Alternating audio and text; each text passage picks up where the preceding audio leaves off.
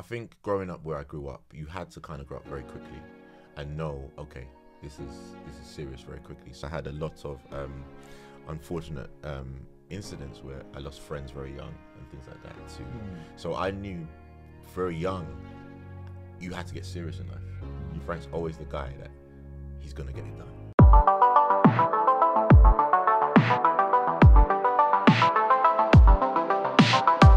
Hello everyone, and welcome to this week's episode of Against All Odds. My name is Daniel Coker, your regular host, and today we have in the house the king, the king himself. Thank you. The king of trainers. Indeed. And also known as Franklin Boateng. Franklin Boateng, indeed. That's Franklin, right. Hi. You're welcome to Against All Odds. Thank you for inviting me. I appreciate it. So Franklin, and he'll tell us a bit about himself shortly, but Franklin is a fashion and a media personality, with special emphasis on trainers and high value jackets. Yeah. You know. Yeah. So Franklin, how many trainers do you have? That's what everyone asks me that. Everyone asks me that. You know. If you're enjoying this episode, I'd like you to hit the subscribe button and the bell notification, and also like, share, and comment. Now let's get back to this episode. So now, you know, I always say it's not quantity, it's quality. Okay. But yeah, I've had I mean, I used to have around about 800 pairs. No way. Yeah. But no, I give a lot away. I give a lot to charity. I give loads to charity. Okay. But yeah, maybe now a couple hundred. I'm not sure. I don't really count it. But I've given a lot away. Yeah. What? What size are you? UK. You don't have to say. It's okay. I'm a UK 9. I'm a UK 9. Oh no. Oh, that's too small for me. I'd have asked you for a pair. Yeah. Don't worry. Brands send me pairs all the time, so yeah. I'll see what I have. Yeah. Okay, I'm UK size 12. 12. Okay. 12. Nice one. I'll have a look. Franklin, how do you get from growing up in Tottenham to getting a degree in visual design to creating this brand around yourself? You know, of the king of trainers. Yeah. I mean, how does one make that transition? Yeah, so you know, growing up in Tottenham plays a huge part, because when we were younger, it was about uniqueness, fashion and style. And what got me into trainers, and I've said this story many times, is my mum. She loved tennis. She loved Boris Becker especially, and being, you know, from Ghana, she just wanted to buy me quality stuff, because when I was young I would mess up my trainers, and so but she realized if you buy cheaply they break quickly, so just wanted to buy me quality.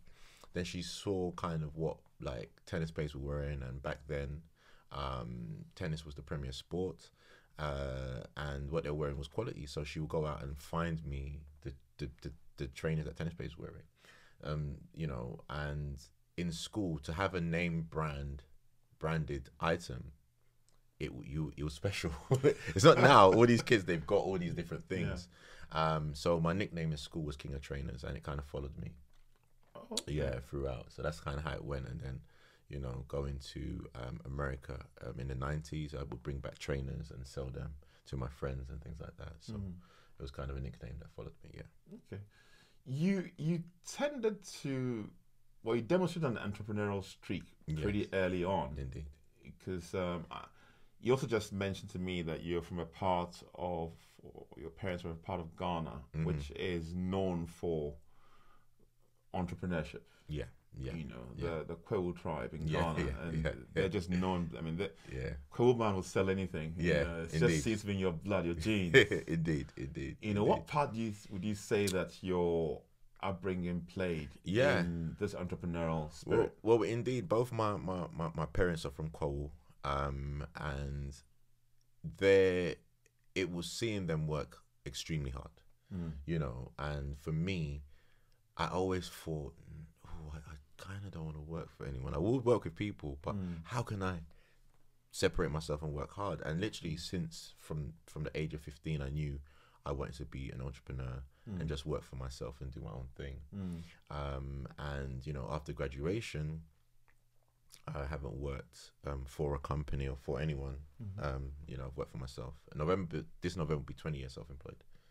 Wow. Yeah. Wow. Yeah. You're a veteran then. Yeah, very, indeed. Yeah. It's indeed. What motivates you? What inspires you actually?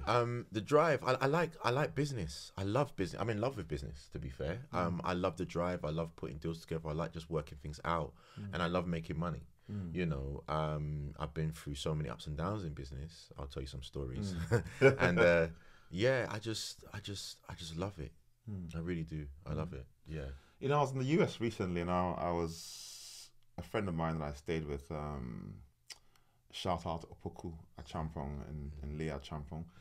They told me about this movie that was on Netflix about, I think it's called Air. About Yeah.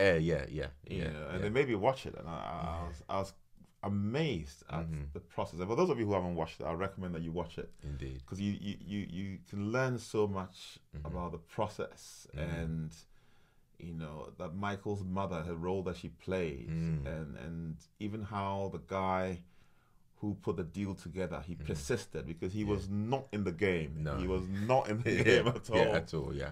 You know, he broke all the rules. He went back. He went to the Jordans' home. Yeah. Nobody does that, No one right? does that, yeah. You know, Yeah, knock on their door, find out where they lived. And at the end, what Michael's mother said, or what the guy said, was that they did the deal with Nike because they had a black person in that room. Yeah. It's true. And today, Mike Jordan makes, I don't know how many hundreds of millions a year. I think every 3 days he makes 6 million or something like that from his Jordan brand, his Jordan line. It's insane.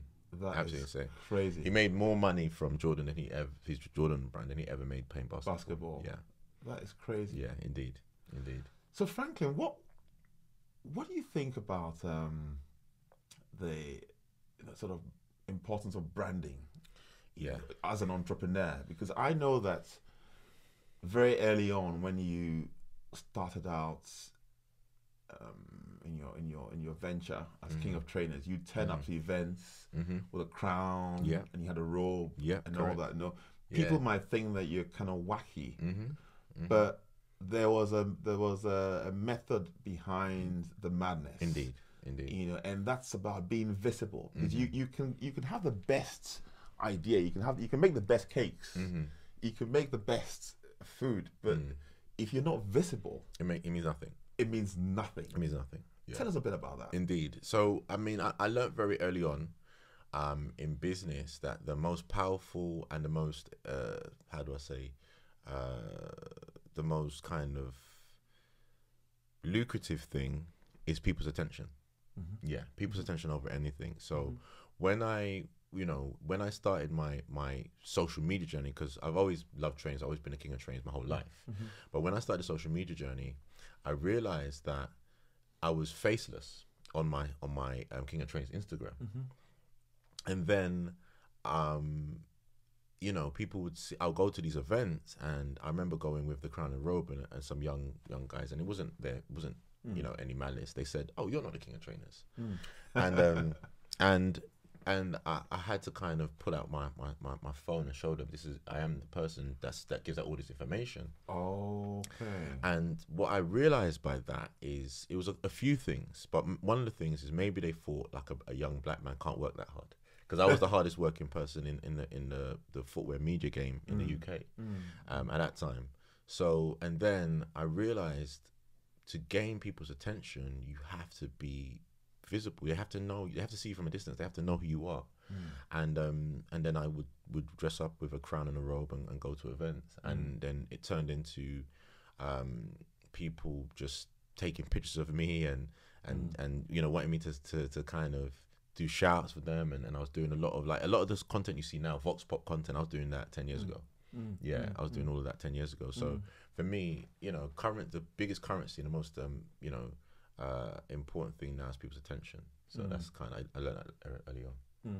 Yeah, I was at an events earlier on this week, UK Black Business Week, and there's amazing things being done by a guy called Raphael Shifuluke and some others. And there was a guy there, a friend of mine called Mahari Hay, who was speaking on the panel. And one of the things Mahari said when he was speaking was that you've got to engage with people and then also excite them and then deliver. Indeed. You know, so if I look at your branding, you know, I sense engagement by virtue of the regular content you put out there. Indeed. Okay. Indeed. I sense excitement by virtue of the unboxing and all that. It's like, what's in here? What's going on here? Indeed. You're kind of wondering. You just can't wait to see what's in there. Indeed.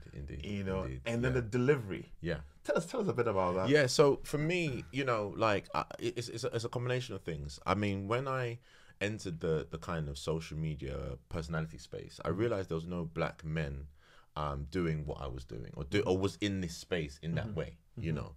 So then I thought, like, why not? Especially in the UK. In the US, yeah, there was quite a few, but in the UK there was no one really kind of as a personality. And I said, how can I get people excited about just opening a box? Do you know what I mean?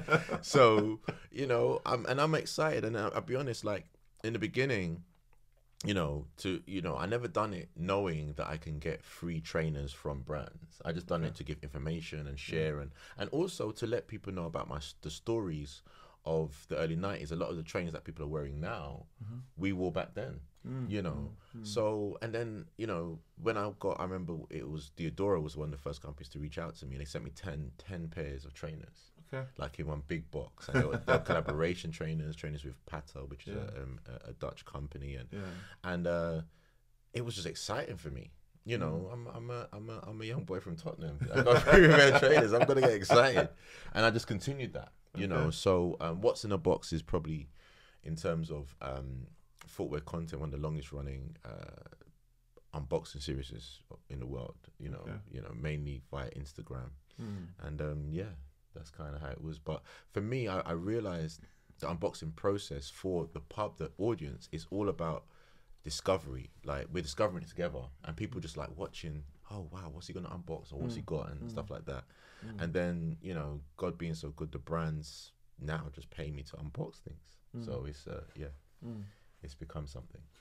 But you've also done some designing stuff. Yes, I have. Yeah, you know, which is another aspect to the whole thing. And would you say that your experience, you know, because there's obviously something that draws people to trainers, you know, either the color, the name, you know, something unique about it. Would you say that your experience that you've had over the years, you know, wearing other people's trainers, you know, played any role when you had the chance to design something? I think with LSE? LS, yeah. So yeah, 100%. You see, one thing I know is fashion and how you can be striking. Do you know what I mean? And you could be striking with just colours, just plain colours, but you could be very striking. And you know, wearing trainers over the years, you see what colours and what colours do to make the trainer striking. So when it came to the opportunity for me to design my own pair of LS, I just was like, okay, how can I make this striking and also tap into the history of LS with tennis and then my mum? So it just all kind of came together. Oh, okay. And I think LS got like an orange. Yeah, the logos. Yeah, orange basketball. But what I done, it's a tennis ball. Actually. Tennis ball. It's a half tennis ball. Yeah. Okay. But what I done is I literally just stripped all the colors, their primary colors, and I just put 2 primary colors, light blue and dark blue, and then literally just designed it for that. And the design was based on Boris Becker's Wimbledon top that he won in '85 when he won the Wimbledon Championship, and I literally just done those 2 colors as the design, and I know that one foot's dark blue, one foot's light blue, and people will kind of draw to that. So yeah, my design background, I have a visual communication design, which is like advertising and graphics. You know, I'm a graphic designer literally by trade as well. So for me, design is a core part of everything I do. Yeah. And your collaboration with Aex. Aex. Aex. Aex. Tell us a bit about the history of Aex. And Yeah. I'm kind of who wears an Aex jacket. Is it like Top Boy? Yo, this is the thing. Indeed, yeah. I mean, indeed. So Aex is one of my favorite brands of all time. Okay. Yeah, people who know me know that Franklin loves Aex. Yeah. Well, it looks good on you, though. Thank you. It's like a bad boy jacket. Yeah, indeed. So what the way it came about is I've been buying Aex jackets since probably 1997. Yeah. Whoa. Yeah. But they're not cheap. They're not cheap. They're I not know. cheap. So back then, if you had an Aex jacket, you were somebody. Yeah. And I mean, back then we spent £500. I spent £500 on an Aex jacket, and I had no business. But anyway, we and then through the years, I've got Aex everything. I've got Aex rucksack, and I'm an Aex fanatic. Okay. So the way it came about is Aex kind of died down towards the 2010s, and it's an American brand. It's kind of American via Italy. Oh. Yeah, because okay. what it is the couple who started Aex. They I believe pitched for the aviation license for the American Army. And they started off doing actually World War II replica jackets. Yeah, yeah. They started in 1975. So Aex is actually going to be 50 years in 2025. Then what happened, from what I know, is that they done so the Top Gun 1, that was an Aex jacket. Oh. Yeah, so the Top Gun jacket, that was an Aex jacket.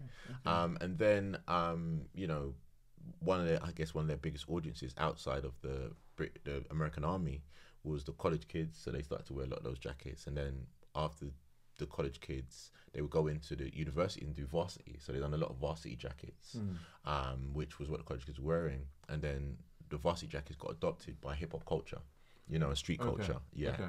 So street culture, they would wear the Aevexes, and that's when it kind of blew up. And this was in the 90s and early 2000s. And then it came over here. And then, it really was going so well, in the 2000s, and then it kind of dwindled down. Fashion changed a bit, because Aevexes were very oversized. Because even what I'm wearing now, this actually fits me. But back in the day, you're wearing a big jacket and stuff. So fashion just changed. But then, it's crazy because a couple of years ago, I had a meeting with one of the gentlemen who works for a company called Focus Brands. They do like management of the brand. So they manage Aex and Nautica and all the different brands. And I had a meeting with Tom Ainsworth, shout out Tom every time. He said, "Oh, we're thinking of buying the Aex license, which is the European license." And I lost it. I lost it. I was like, if you bring Aex back, I have to be involved. And I was just so excited. So I just said, let's just do a shop together. Like, just like that. I'm unconventional. At the time I had 2 shops in Box Park, Shoreditch. And I said, let's just do another shop. Let's do a shop for Aex. Let's just do it. And it was like a 3-month marketing campaign to just have the shop in Box Park, Shoreditch. And literally in the first 3 days, we made all the money, the overheads for the shop. So they kept it, and the shop's still there now. And this is over a year and a half later, So so with me, it was more of just helping them out with marketing. But now I've got like a kind of partnership where I help them out with sales. And it was more, the original shop was marketing and sales. But then now it's become more sales, and now moving on to collaborations. So it took us a year to get through, but we've just announced the Trapstar and Aex collaboration, which is coming out towards the end of the year, and things like that. So now I'm in a position where I work with them to try to help them push the brand and affect the culture. The type of Aex customer, back in the day, it's from the streets. It's originally like a kind of street brand. So wearing an Aex back then, you kind of, it was very, and now it's evolved. I mean, it's still a underground brand to some degree, but it's also a fashion brand in the sense of the price point. The price point's gone high. And it's a statement piece. So when people have an Aex jacket, like even the one I'm wearing now, this one retails for like 1,395. So it's definitely a fashion piece. Yeah. How safe do you feel walking around? Very safe. 1,300 pounds. Very, very safe. You know, back then I felt safe too. So very safe. Yeah, I love my brands, and I'm big into Tumi because I travel a lot, and Tumi is a luxury travel brand, and I love my luxury Swiss watches and stuff like that. That's it. That's it. My Rolex and stuff like that. That's it. That's it. The same thing. There's certain places in London that I cover it up, man. Oh, really? Nah, I'm okay in these streets. I'm sure? Right. Yeah, I'm very okay in these streets. So what does it feel like sitting in these meetings and people might look at you and think that you are a social media influencer, brand representative, or brand spokesperson kind of thing. But in the short while that I've gotten to know you, you're actually a very serious businessman. Yeah. In terms of your business brain. Yeah. I mean, you and I have had conversations, and the way you think is very different. You know, and since we started this podcast, you know, I've interviewed some really successful people, and one thing that is quite consistent is the thinking and you know, the intentionality of things. Indeed. You know, would you say that you've evolved into this person, or the experiences that you've had have kind of made you into this person that you are now? I think a bit of both. I think growing up where I grew up, you had to kind of grow up very quickly and know, okay, this is serious very quickly. So you could, like, especially how I grew up and the people I grew up around, you know, and I mean, not to kind of bring a damper on things, I had a lot of unfortunate incidents where I lost friends very young and things like that too. So I knew very young you had to get serious in life, you know, and I was always, and you can, I mean, anyone will tell you, Frank's always the guy that he's gonna get it done. He's gonna get it done. Like, you know, we gotta go to Frank. Like that was kind of how it is back in the day. A lot of people come to me, like, you know, sorting out their problems, talk to Frank. Do you get what I mean? So when it comes to business, for me, it's, you know, I see business as like a jigsaw, like a big jigsaw, and just knowing how to put things into place, you know. But I'm relentless. Yeah, I just don't give up, and I work my ass off. You know, I'm not afraid of hard work. People are like, Frank, you don't have to work so hard and stuff. And I always look at them like, working hard for me is like therapy. You know, working hard for me is like, it's something that I just can't get away from. You know, it fills me with joy doing business deals and things like that. You know, and it's a numbers game. It's relentless. You know, and I've had some real pitfalls, real pitfalls in business. You know. Tell us about some of the challenges you've had, because I mean, looking at you, you know, handsome guy, you've kind of got, you know, you're killing it in the fashion space. You've got a recognizable brand. You've got several 100,000 subscribers or followers on Instagram, and you've got to kind of figure it out. You've got to figure it out. But somebody might think, you know, he's got it all together. But but you see, this is the thing, and this is, I remember I said I'll give you an exclusive. You see, in business, it's tough, you know, because I operate in a way where I can kind of do a lot of things myself, you know. And then I entered a business recently, which was a CBD company. I'm not going to mention the names. We're actually in court at the moment. And we managed to become like the biggest CBD dispensary in the UK.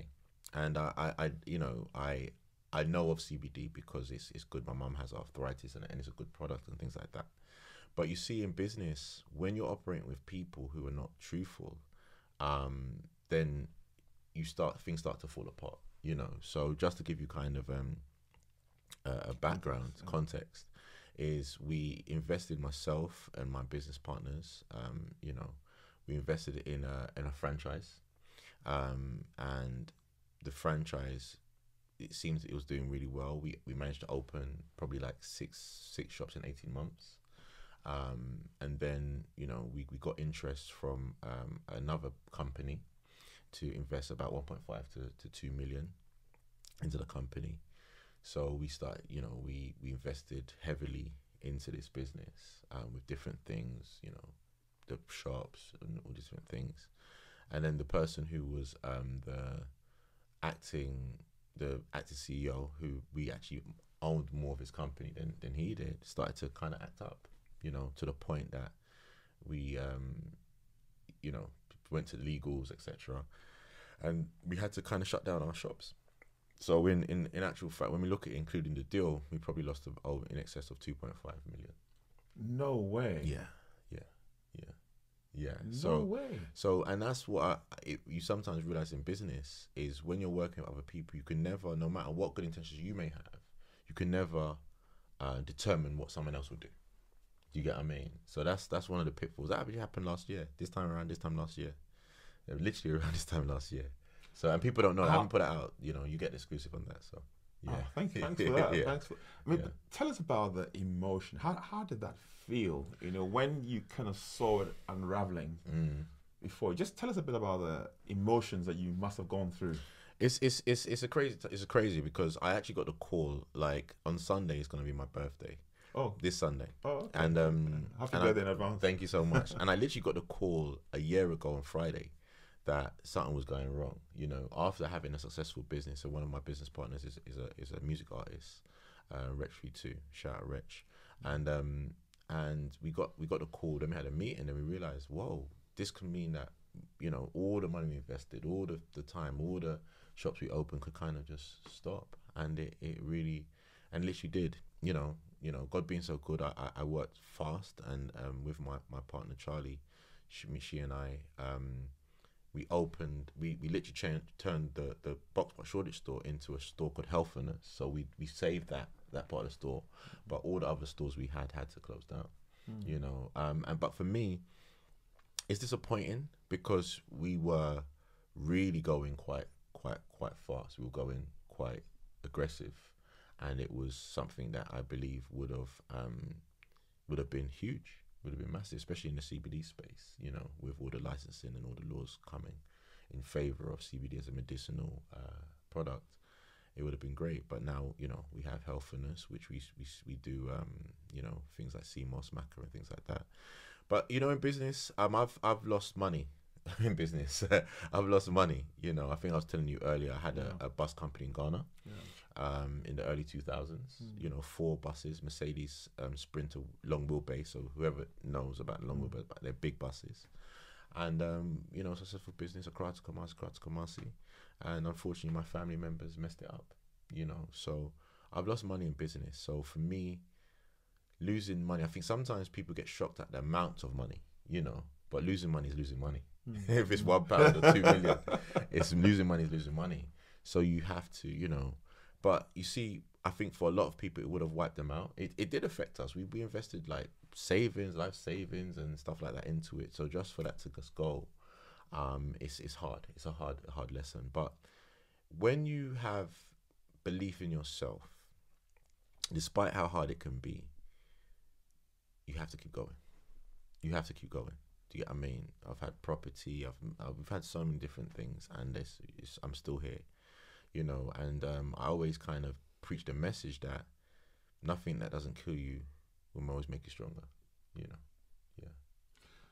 Let's unpack this a little bit. You know, what lessons do you think anyone watching this who has had adversity? I mean, I thought I had lost a lot of money because I went into a venture once. I was telling you I had some dry cleaning business.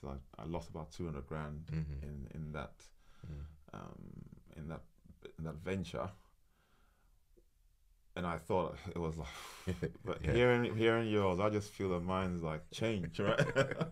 Fucking change. I mean, what lessons can you tell us about? Yeah, so you see, that the life lessons will hit you hard, and I think you have to learn resistance and how to decode business. Because for me, like, look, I mean, I think one of the things I haven't said yet is by the age of 26, I was a property millionaire in property value. Okay.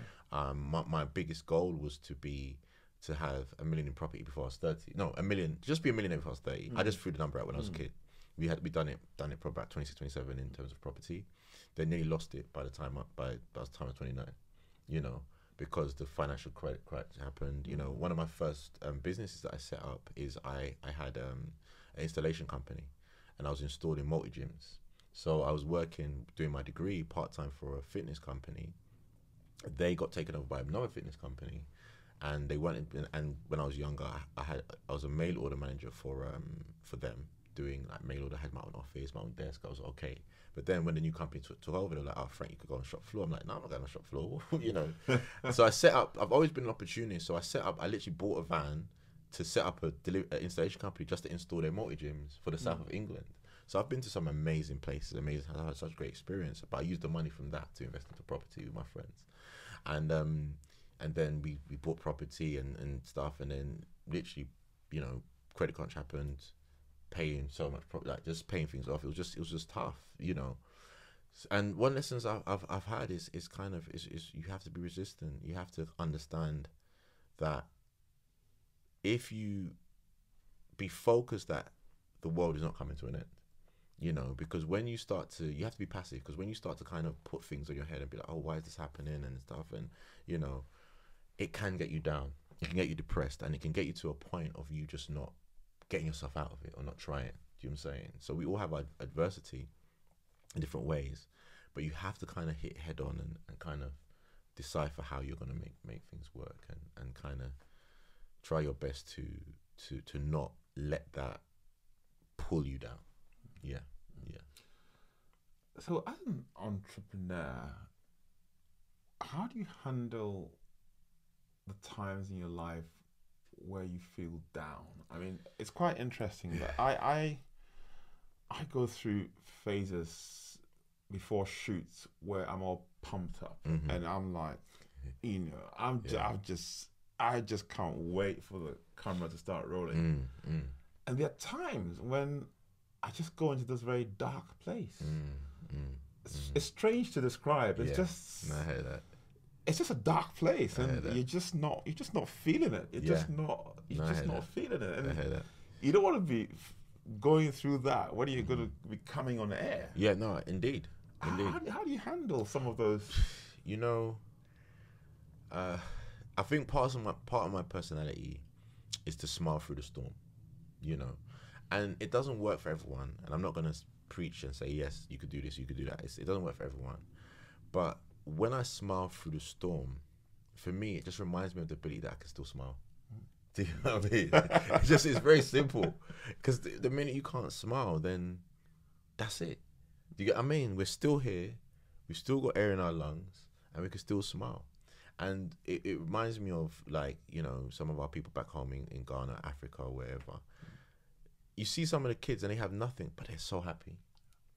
Here we come, we build all these things, we have all these things that we don't really need, and we're sad. We're sad. So as long as we're here and alive and we can still smile, have conversations like this, be in front of the camera, things will always be okay, providing we can still smile. Yeah, and that's kind of what it is. No matter what we go through, if you can still smile, you know, because, you know, I've had friends who've gone through severe mental health and things like that, and you look at them and they're a shell of themselves. And then you think to yourself, oh man, like, what happened? And, you know, so once it gets to that point, you have to be like, no, I've still got my sanity, I'm still here, and I can still smile. Yeah. So I was in Switzerland recently, and one of the things you see in Switzerland, just coming back to the point you raised, is that next to many bridges, so the many bridges in Switzerland, there are always these nets. And so I asked why, and what's it with these nets? Because Switzerland, as you know, is a very, very wealthy country. Indeed. And they said, oh, people come here to jump and kill themselves. Ah, wow. Wow. Wow. Everywhere in Switzerland, you see nets. Really? Yeah. Wow. Nets, because to catch people and to let people know that even if you jump, there's a net. It's gonna catch you. Wow. You know. What would you say is your deeper sense of purpose that kind of keeps you going? Yeah. Wow. That's a very good question. I mean, I've always had drive, even before I had my son, you know, who's going to be 9 next week. Oh, okay. Oh, similar, Yeah, similar similar. baby. Yeah, so I'm the 8th and he's the 11th. Okay. But you know, it's hard. It's hard for me to put what keeps me going into words. If I'm honest, it's more of a feeling. I'm always, even when I'm at my lowest point, and people think, "Oh, Frank, everything's going amazing," blah blah. I still have the passion to produce, the passion to keep going, and I just, it's a feeling. I can't put it into words. If I'm honest, I can't put it into what. It's something that's waking me up every morning, keeping me going, keeping me posting on social media, keeping me engaging, and I really can't put it into words. You know, because I've always had this drive, literally.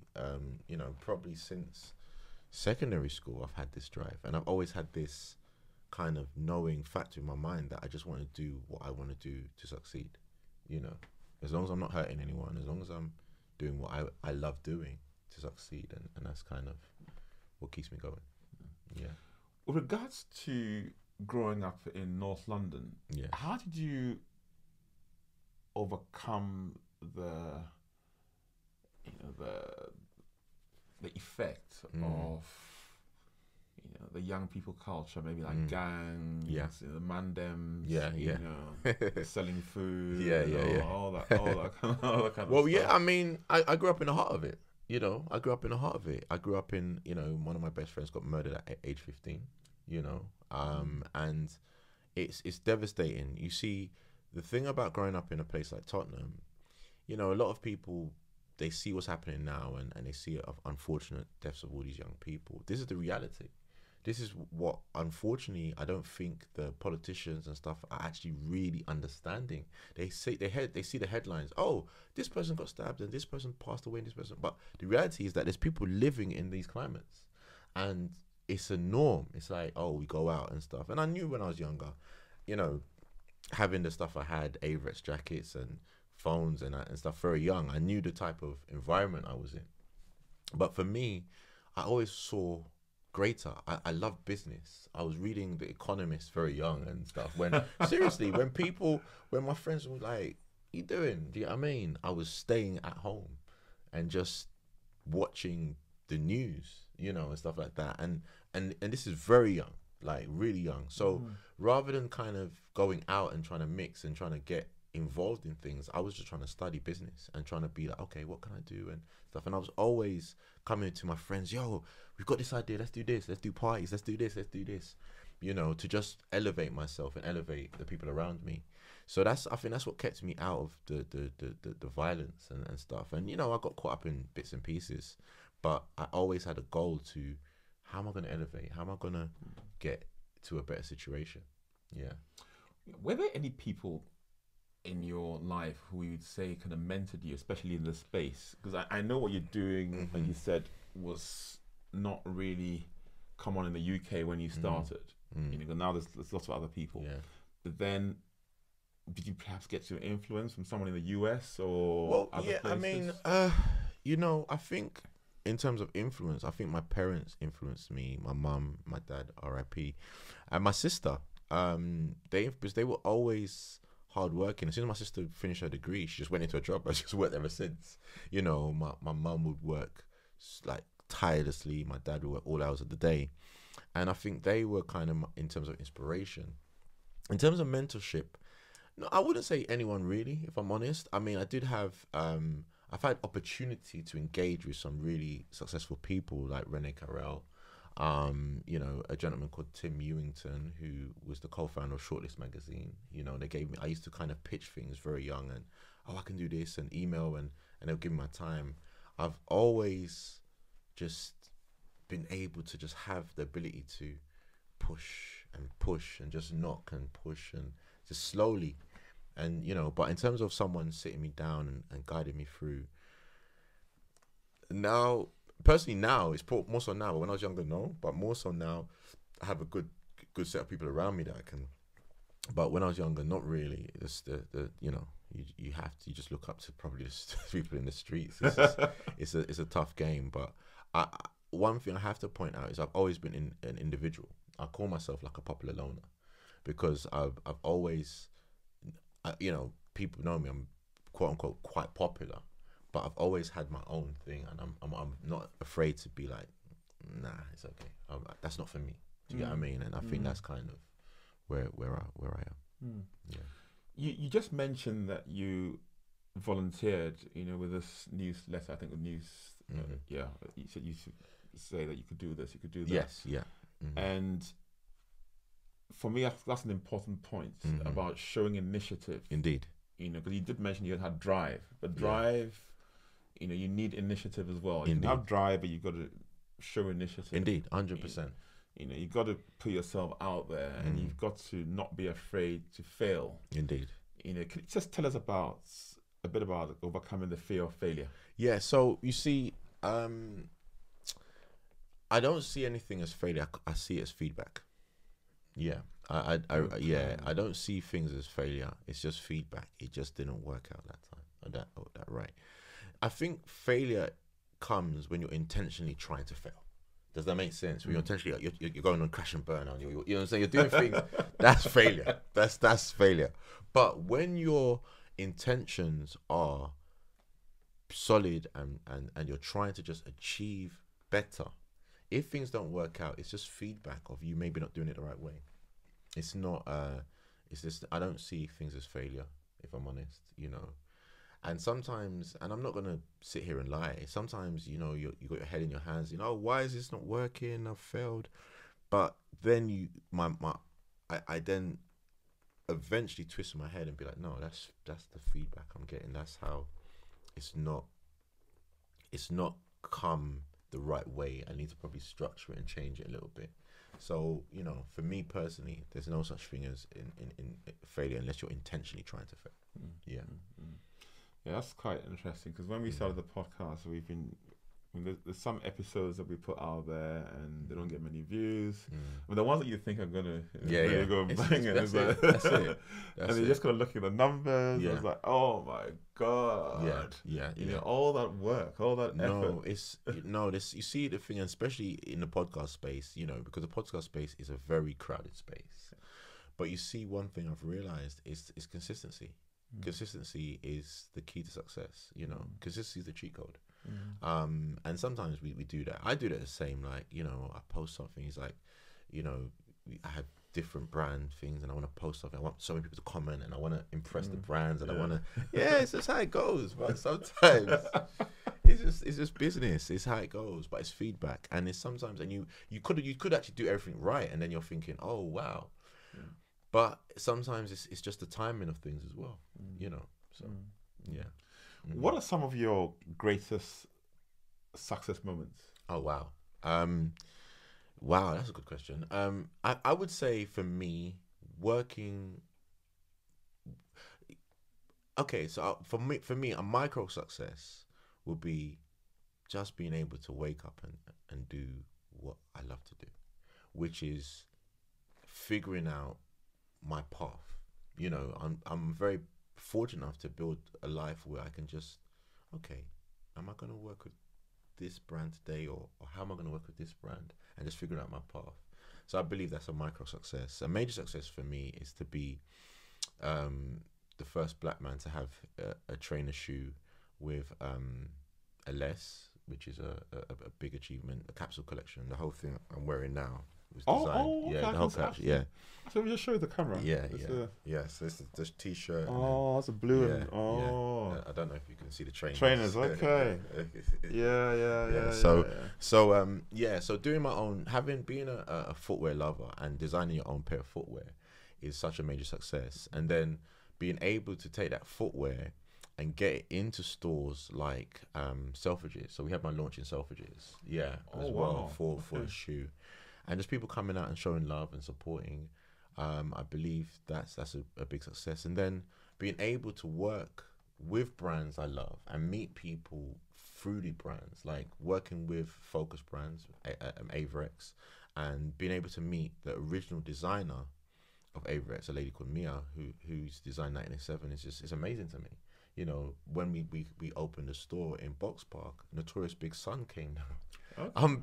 I'm Notorious Big's biggest fan. Really? But so the closest, you're not getting closer to get to his son. Yeah. Unfortunately, he's passed away. Yeah. So these are the things that I just love, and I think I see every day as success. You know, and I think I view success differently, and I view wins differently. For me, winning is a consistent thing. You know, some people be like, oh yeah, I've won, I've had this milestone, I've made $1 million and stuff. I've done all of that. Do you know what I'm saying? Like, and I lost it. Yeah. So you see, sometimes you have to kind of change your trajectory and brain. When I was younger, I thought money for me was success. I thought, okay, yeah, I can call myself a millionaire. But I had $1 million in property, but I was cash poor.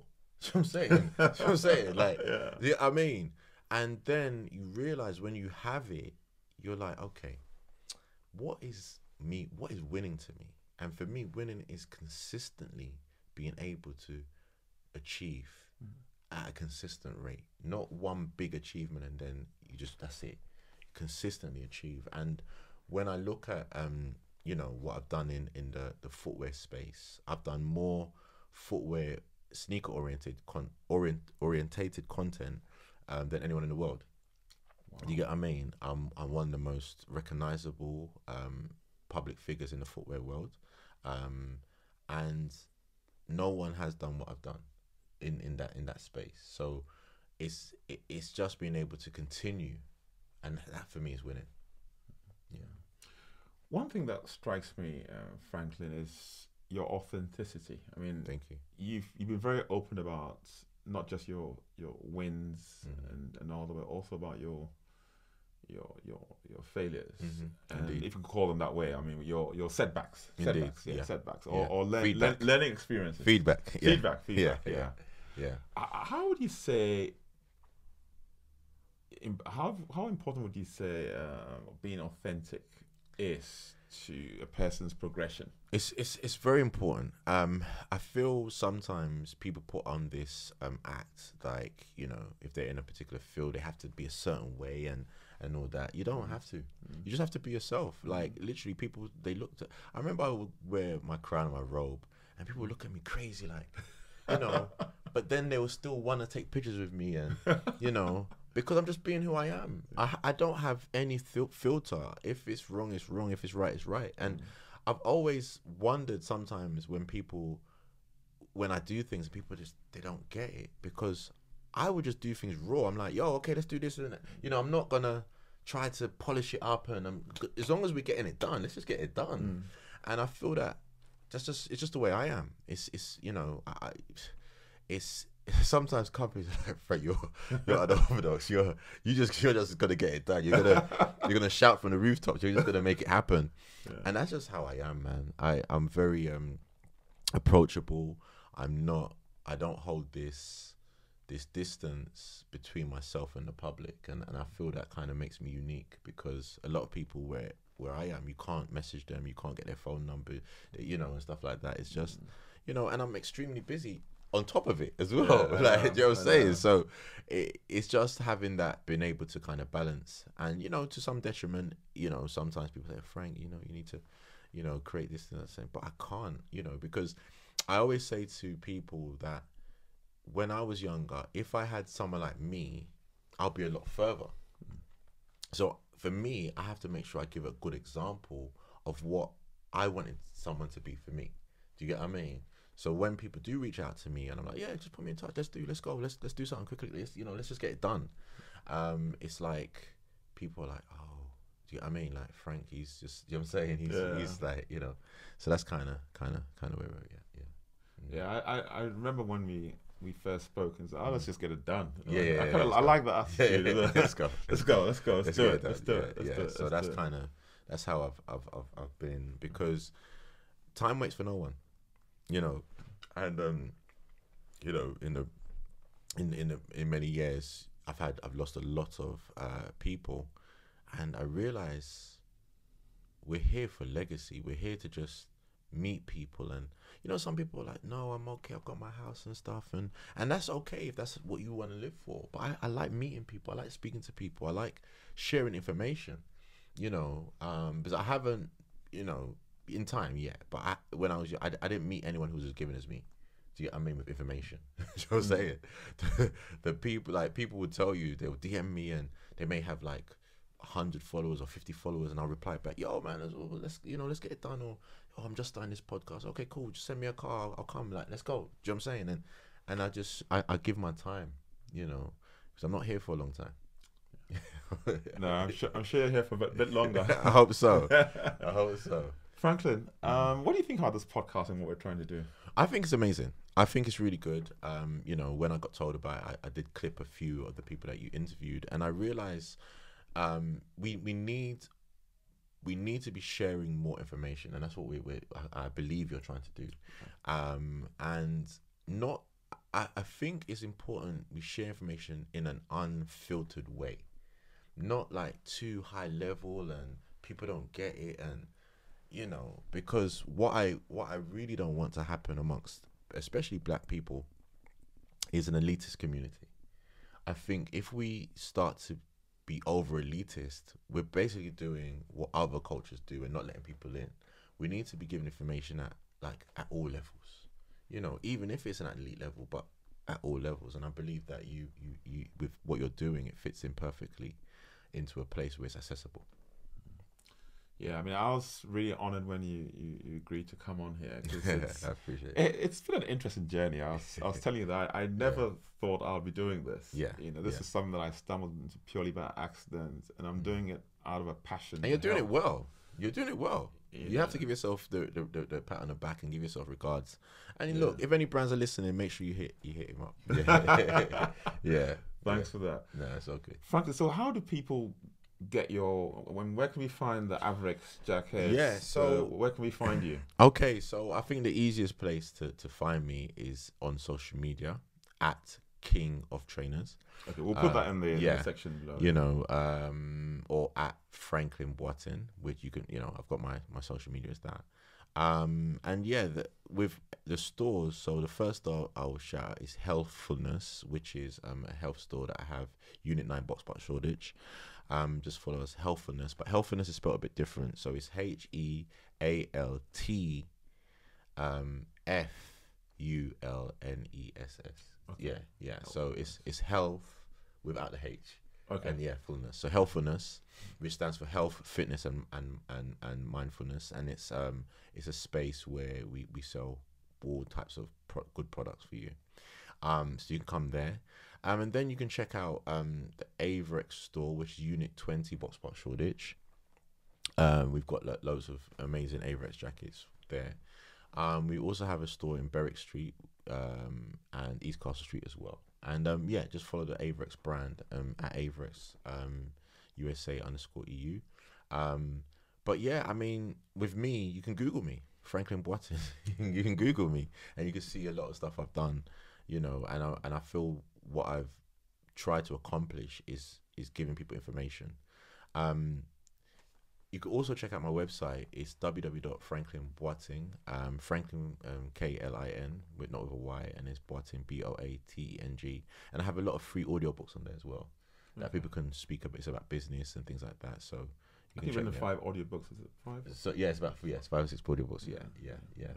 See, I've done my research. Thank you. Thank you. Franklin, as we bring this conversation to a close, we have a tradition on this podcast where we give our guests the opportunity to give a shout out to someone or a group of people who they want to dedicate this podcast to. Who would you like to do that? You can either do it in the camera or... Okay, so thank you so much. It's been an honor being here. I'd like to dedicate this podcast to, firstly, my family. My mum, my dad, who's not longer with us, my sister, and my niece Kenya, Amos, and my son Rain, and also my business partners Charlie, Anthony,